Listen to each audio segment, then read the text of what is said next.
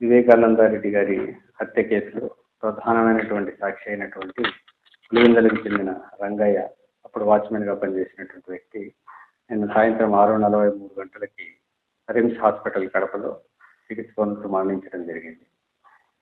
నిన్న మధ్యాహ్నం 12 గంటలకు అస్వస్థతతో బాధపడుతున్నటువంటి అతన్ని పులివెందుల గవర్నమెంట్ హాస్పిటల్ తీసుకొని పోవడం జరిగింది.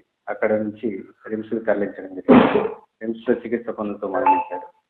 ఈ యొక్క వివేకానంద రెడ్డి హత్య కేసులో ప్రధానమైనటువంటి ముద్దాయి చనిపోవడం హై ప్రొఫెషనల్ మర్డర్గా మనము అనుమానిస్తూ ఉన్నాము. దీంట్లో భాగంగా బ్యాక్గ్రౌండ్లో ఎవరి ప్రమేయం ఉంది, అదేవిధంగా ఈ అనుమానాన్ని అన్ని కోణాల్లో కూడా దర్యాప్తు చేయడం కోసము ప్రయత్నాలు చేస్తూ ఉన్నాము. దీంట్లో భాగంగా ఇంతకు ముందు కూడా ఇదే విధంగా ప్రధానమైనటువంటి సాక్షులు 2019 నుంచి 24 మధ్యలో 5 నుంచి 6 మంది చనిపోవడం జరిగింది. అందులో భాగంగా శంకర్ రెడ్డి 2019లో చనిపోవడం జరిగింది. అదేవిధంగా గంగాధర్ రెడ్డి 2022లో చనిపోవడం జరిగింది.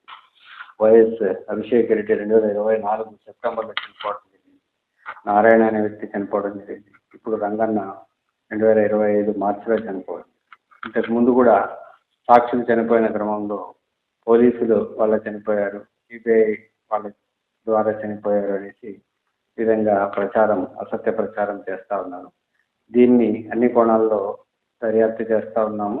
దీని వెనుక ఎవరున్నారు, ఎందుకు ఇలా చేస్తున్నారు, ఆ ప్రధానమైనటువంటి కేసులో భాగంగా దీన్ని కప్పిపుచ్చే ప్రయత్నాలు ఏమైనా జరుగుతున్నాయా అనే అన్ని కోణాల్లో కూడా ఈ కేసుని దర్యాప్తు చేయడం జరుగుతుంది.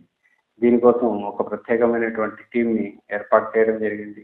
ఆ టీం సైంటిఫిక్గాను మిగతా అన్ని రంగాల్లో అన్ని డాక్యుమెంట్స్ని వెరిఫై చేయడం జరుగుతుంది. ఆ కేసు ఇన్వెస్టిగేషన్ని త్వరితగతిన కంప్లీట్ చేయడం జరుగుతుంది.